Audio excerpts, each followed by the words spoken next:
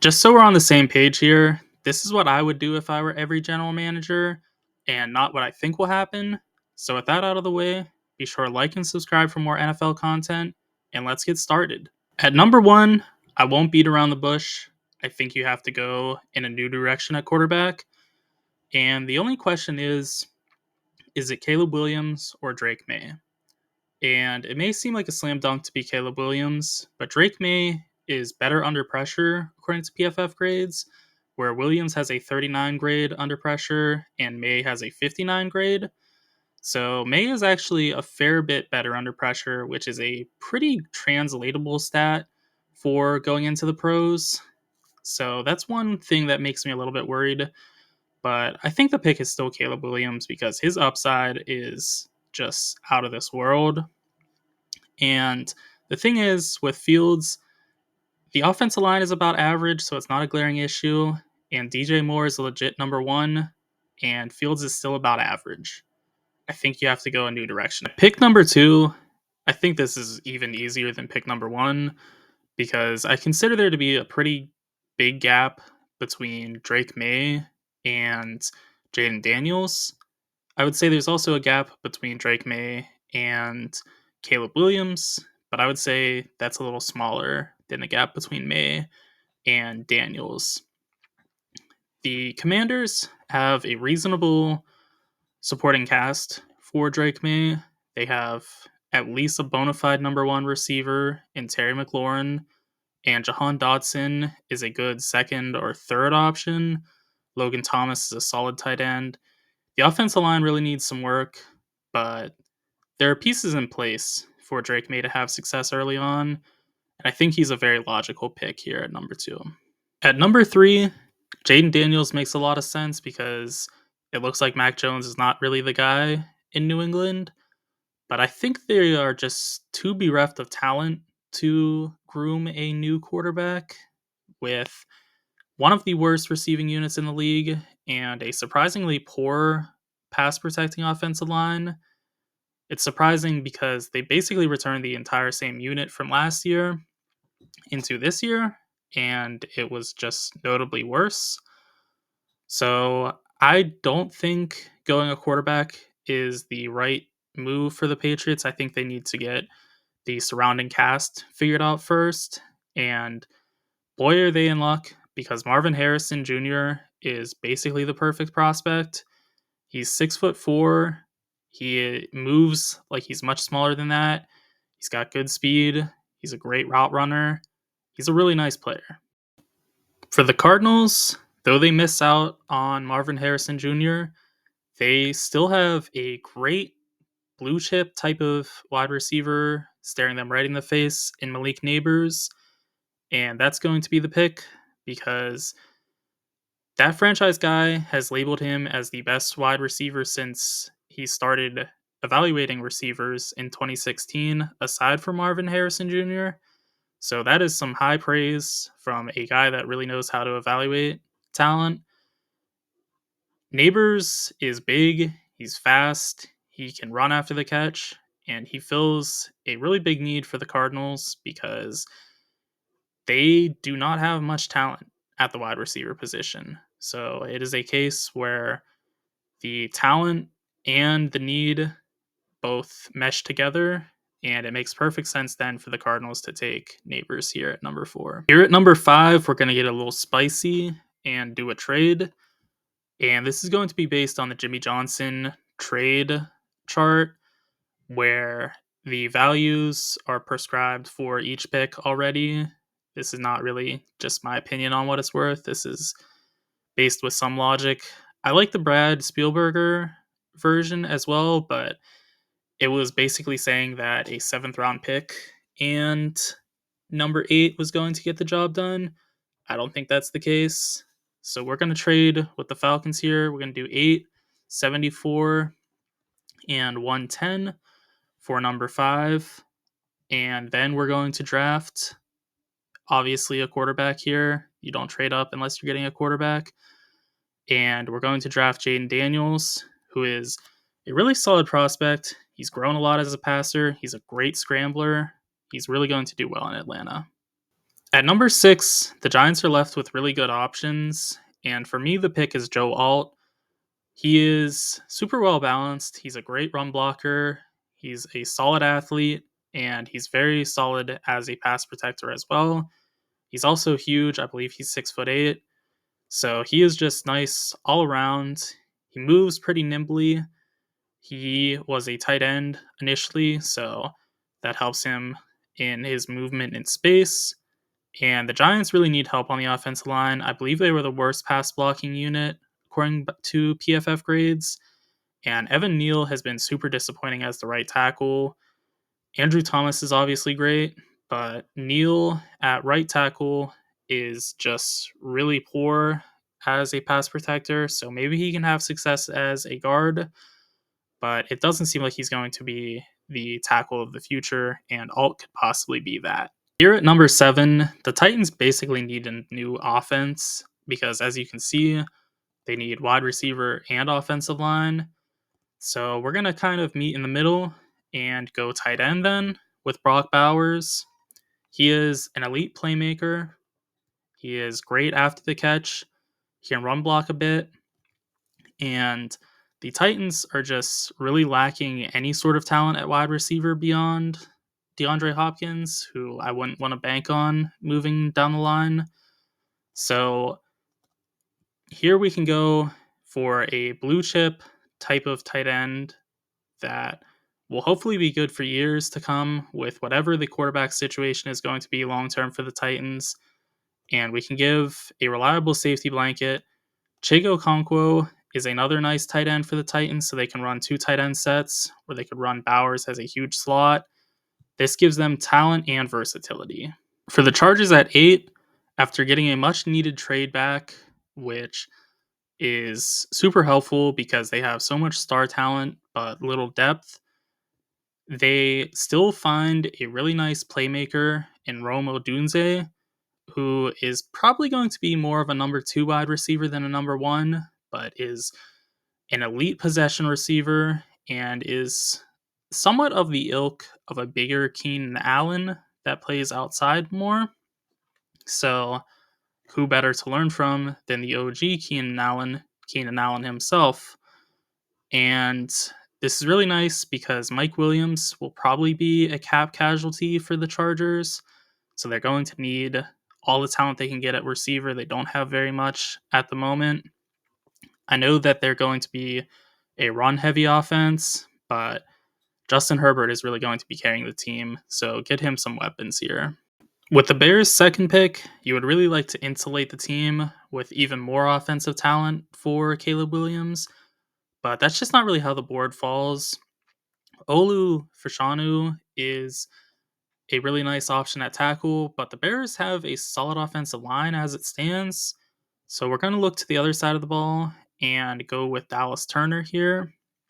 He is a young, freakish traits type of edge rusher. He is not the most refined at the moment, but he has everything you would possibly need to be a great edge rusher. And the Bears really need help on the edge. They got Sweat, which helps them a great deal, but they need another edge rusher as well because Yannick Ngakoue is not going to cut it in 2024. So Dallas Turner can be the edge rusher of the future here, and I think he's a really good pick for the Bears. Speaking of Olu Fashanu, he's the pick here at 10. He is a really clean pass protector. He is a little bit deficient as it pertains to pass rushers with power, but he can handle finesse rushers as well as anybody. And the power element is really just something he needs to get in the gym for and work a little bit more on anchoring, which are both super teachable things for him. So he is a great athlete with all of the tools to get it done, and the Jets are in really dire need of offensive line help. Mekhi Becton might be able to return to form and be a really solid pass protector and just tackle as a whole, but after that, the Jets need help. For the Vikings at 11, they get a really versatile chess piece on defense in Cooper DeJean, who could be a nickel corner, a safety, or even an outside corner as well. And that is really nice for them because the Vikings are a bit deficient in their defensive backs as a whole. So DeJean could be a great sort of flex seal for them and try to plug up the holes for them in the defensive back realm. DeJean could be a strong safety and replace Harrison Smith as he ages. He's 35 now. He can be the outside corner they need and get Byron Murphy back into the slot where he belongs. Or he could even be the nickel corner as well and be a blitzer for Brian Flores. So he gives them a lot of versatility. For the Broncos at 12, we're adding hopefully another elite corner to them with Patrick Surtain. And you could really go with Nate Wiggins or Terrion Arnold. I'm going to go with Arnold here because he's just a little bit more refined in zone coverage than Wiggins is. But if you wanted to go Wiggins here, I think that makes perfect sense as well. Wiggins is better in man coverage than Arnold is. With Arnold, he is a ball of clay. He's tall and athletic. So if he refines himself just a little bit further, he could be an elite corner in this league. And he is already on the right path. He was really good in college for Alabama. So it's not like he needs to refine himself too much more. It's just really, he needs a little bit further development. And the Broncos, they play a little bit more zone coverage. So that's why I think being zone focused makes sense. But again, you could go with either. The Raiders at 13 get a really nice defensive tackle here in Jerzon Newton, who is a little bit undersized, but he makes up for that by being a fantastic pass rusher. He uses his undersized frame to kind of be a built-in leverage. He is really good with his pad level. He is really technically sound, and he's not bad against the run. So he gives you a lot, and the Raiders really need that on the interior. They have Jerry Tillery as their number one interior player, I would say. And Tillery has really developed himself as a player. He was abysmal early on in his career with the Chargers and is now a functional player. But Newton really raises the floor and ceiling for the interior room. So I like this pick. One of my favorite fits in this draft is the Saints pick, which is Jared Verse. He is the perfect Saints defensive lineman. He is 260 pounds. He's very strong. He has great hand placement. He is just a Saints defensive lineman through and through. And he can play right away. He can be a rotational guy. They can also move possibly Cameron Jordan into the interior because he is sort of that tweener edge defensive tackle type of weight and frame. He's really versed, that is. He is just really physical, and he's good as a run defender as well, which is important for the Saints. They like these powerful guys that can set the edge. Verse just makes a ton of sense here for the Saints. It's a need. I think this is a really good pick for them. At 15, we go to the corner well again, this time with Nate Wiggins, who is long, quick, physical. He can play man coverage or zone coverage just as well, which is really nice with the Colts scheme because with Gus Bradley, they play a lot of cover 3 and cover 1. So his physicality as a press corner will be very needed. He's also really good, though, in off coverage, which is why I think he'll be great as a corner for a long time, but then could possibly be a safety as well because with his physicality and capacity to play in off coverage, I think he could transition to that, which is not something you're looking at immediately, but is nice as a secondary reason to pick somebody. And I think he could be their second best corner, their best outside corner behind Kenny Moore in the slot. At 16, we stop the minor slide for Talise Fuaga, who is somebody that's capable of playing guard or tackle just the same.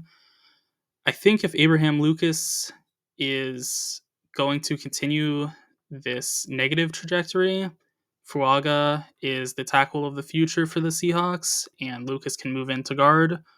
Or if Lucas returns to his rookie self, which is a really solid player, Fuaga could move to guard because he is just an absolute mauler in the run game. He's solid as a pass protector as well. He can be beaten a little bit with speed, but he is super, super physical, and that bodes nicely for the guard position. And that is especially needed with the Seahawks, who, as you can see, have the need of guard and center. So it makes a ton of sense for the Seahawks to look at Fuaga. For the Jags at 17, we go with Liatu Latu, who is athletically eh. He's not very physically imposing, but he is super refined and has a bunch of counter moves already. And he can bode really nicely with Josh Allen, who is just a physical marvel. They could put Latu on the less athletically imposing tackle that they would be matched up against and just really let his refinement do some damage. I know they have Walker, who they just drafted number 1 overall, but I think Walker, he basically doesn't know a position at this point. I think he can be a defensive tackle. And worst comes to worst, you have a rotation of 3 really good edge rushers. That is a fine situation with me. I think Latu makes a ton of sense. Speaking of picks making a ton of sense, this one makes all the sense in the world to me. It's J.C. Latham to the Bengals, who need offensive tackle, like we need oxygen to breathe. And Latham is super physical.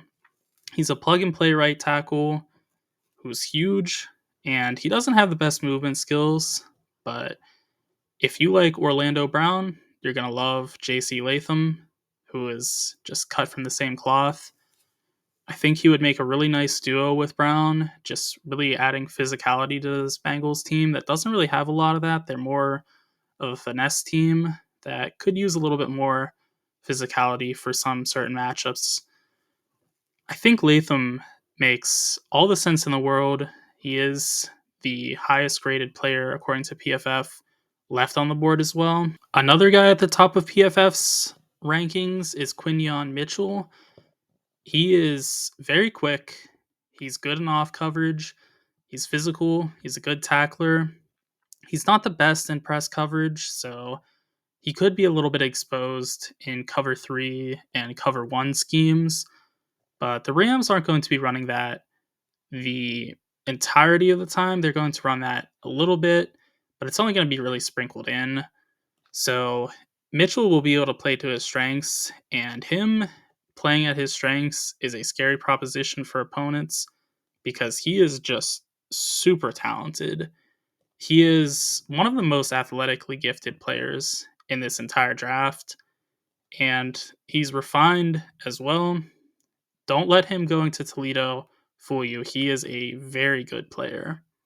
Continuing with the run on corners, we have the man with the best name in the entire draft, Kool-Aid McKinstry. He is very tall. He's 6'1". He lacks a little bit of that top end speed, but he has very good instincts that make up for the lacking speed. He can play zone, he can play man. He makes a lot of sense for the Steelers in that sense because the Steelers do like to run a fair amount of man coverage, and McKinstry, he can play that. His physicality is what lets him get away with that because he uses his size to his advantage a great deal, and even if he's going against faster players, he can slow them down with a good jam. So he is very nice in a variety of schemes. He can play press man, he can play off, he can do basically anything you would ask him to do. The only thing he's going to struggle with is against top end speed guys, but That's why you don't have him matched up in those situations. For the Dolphins, we have a slight luxury pick in Brian Thomas Jr., but he is the best player left in this draft, in my opinion. And with Cedric Wilson being an upcoming free agent, and with money being tight for the Dolphins before Tua's even making his huge money, I think this makes a ton of sense. I also think it makes sense because Brian Thomas adds to the strength of their team, which is their speed, and he gives them something they don't currently have, which is a big-bodied receiver because he's 6'3". So that gives them a little bit more of an added dimension than they currently have. And yes, they'd still be weak at tight end, but there's nobody at the tight end position that I think is worth the pick here. And if you have three legitimate receiving options as wide receivers, that kind of minimizes the need you have for tight end. And it also minimizes the issue of the offensive line. For the Eagles at 22, I think the best pick is surprisingly enough Amarius Mims because Lane Johnson is about to be 34. So he's getting up there in age. And Jason Kelsey is pondering retirement. So if Kelsey retires, especially, the Eagles need to make this pick. Cam Jurgens would move from guard to center, and Mims could play guard until Johnson retires, and then from there, he could be the right tackle of the future. I think this makes a lot of sense because it works in the here and now, but it also works down the line as well. And it makes sense with the value because Mims is the best player on this board, arguably. And he's super athletic, but needs a little bit more refinement. So playing alongside these great talents on the offensive line for the Eagles will help him and the great coaching he's going to receive as well. Looking at the Texans here at 23, the pick for me is going to be Braylon Trice. The reason is Jonathan Grenard is unsigned, as is Derek Barnett. So they might be having a void at the edge rusher position, and they could make up for that with Braylon Trice, who matches up really nicely with Will Anderson. Trice is 275 pounds. He is a freak. And Anderson is a little bit more refined.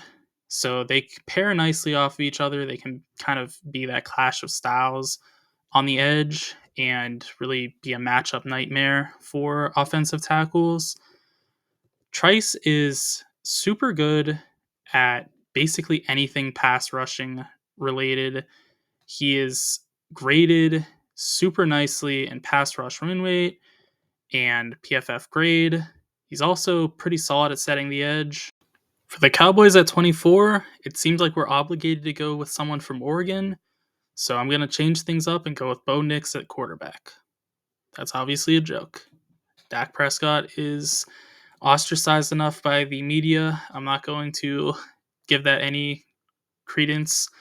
The real pick here is Troy Franklin, who is ultra explosive, but not very refined at the moment. But that's okay because the Cowboys need anything they can as a deep threat right now. CeeDee Lamb is good in the shallow part of the field. Brandon Cooks is losing a little bit of that juice, so he's not quite the deep threat he once was. Troy Franklin can be a deep threat for the Cowboys for years to come, and he can really be explosive at it as well. So I think he makes a ton of sense for the Cowboys. I think Michael Gallup's time is coming to an end here in Dallas, so why not go for a new wide receiver? Here at 25, we have the Packers taking Ennis Rakestraw Jr., and he is a really fun player. He's super physical as a run defender, and he's good in zone coverage. And that pairs nicely with Jeff Hafley, who is a multiple defensive coordinator that is really going to tailor things to the strength of his players. And right now, it seems like the players are more of a zone focused than they are man coverage. So I think adding another zone guy to the mix makes sense. Rakestraw, he can be inside or outside. He's got the physicality for the nickel corner. And that's nice because the Packers really need both. So I think this pick makes a lot of sense. It fills a need, and he's maybe the best player still left on the board. For the Bucks at 26, this may be a bit divisive, but I'm going to go with Bo Nix because they're going to have to pay Baker Mayfield a ton of money, somewhere in the realm of maybe 25 million, and that's for, in my opinion, mediocre production. I would much rather take a swing on Bo Nix, who may not ever be an elite quarterback, but definitely could be a top half, solid in structure type of quarterback that can create a little bit if the play is not perfect, but is really just going to primarily execute the offense in structure very nicely. He's got solid arm talent. He can perform in structure on time. He's really a solid player that may not be elite, but is, I think, a better option than Mayfield. With the Cardinals' second pick, I have them taking Byron Murphy the second. So it just makes perfect sense. The second pick, Byron Murphy the second, you have to do it. In addition to that, too, Murphy, he lacks the production a little bit, but he's a great athlete, and he does have shorter arms, which isn't ideal, but so does Aaron Donald. So you can get by that with being a talented player, which Murphy definitely is. And the Cardinals really need help on the interior. If you were asked who the best interior player on the Cardinals defensive line is, you'd probably think to yourself, why are you asking me this question? And secondly, I have no idea. That's for a reason. The Cardinals are really depleted on the interior, and Murphy can help fill that need right away with a ton of potential as well. Here at 28, we have a really good pick because you have to scroll down a bunch to get it. And it's going to be Keon Coleman, who is a freak of nature. He's 6'4". He has some separation issues, and there's questions on if he can be a number one receiver or not. But in Buffalo, Stephon Diggs is going to be the guy for a little bit longer, you figure. And with that said, Coleman makes a bunch of sense. He is going to be one of the premier jump ball receivers in the league if all things go well, because he has the athleticism plus the frame for it. And the combination of him and Allen's arm could be just incredible. It's just going to be a question of if Coleman can separate at high enough of a level to be conducive to success in the NFL, which the athleticism is there. It's just going to be refinement.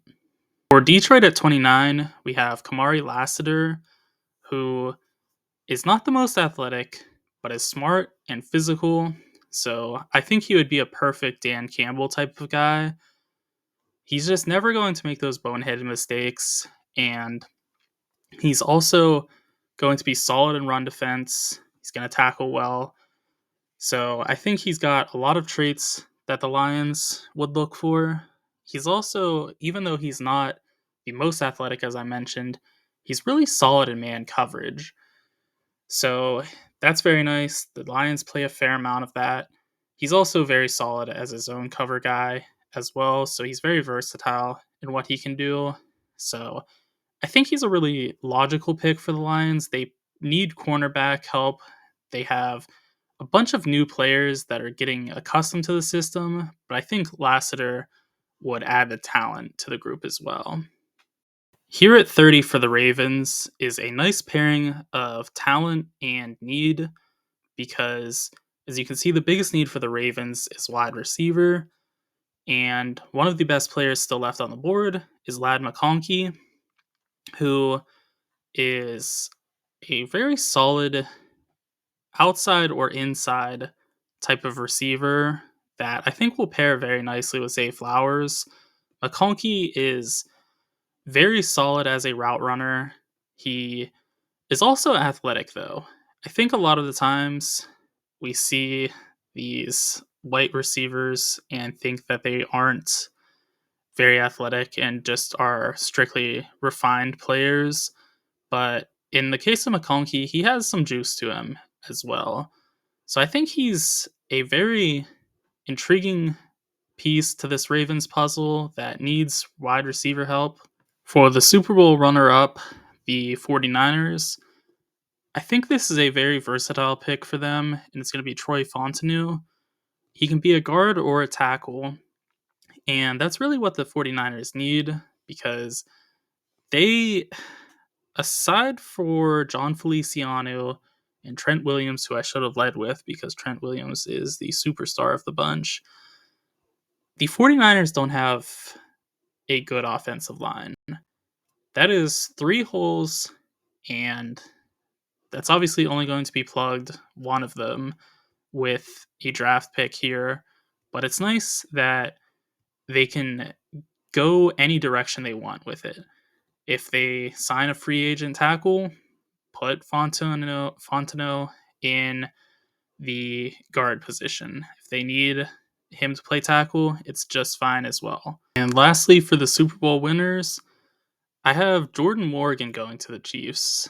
And it may seem like the Chiefs don't need offensive line help, but Donovan Smith is an unrestricted free agent, and Jawan Taylor is just flat out not very good. So I think offensive tackle makes a lot of sense for the Chiefs, and Jordan Morgan is great as a pass blocker. He's also all right in both gap and zone schemes, so he provides versatility in the run game as well. And really, the Chiefs look for pass blocking above all else, hence why they went for Jawan Taylor in the first place. So it makes sense to go after another pass protecting tackle that can hopefully be the tackle for the future for them. And I think he is a perfect fit here in Kansas City. So this is how the mock draft ended up shaping out. Be sure to let me know what you think in the comments section. And also, once again, be sure to like and subscribe for more NFL and soon to come NBA content.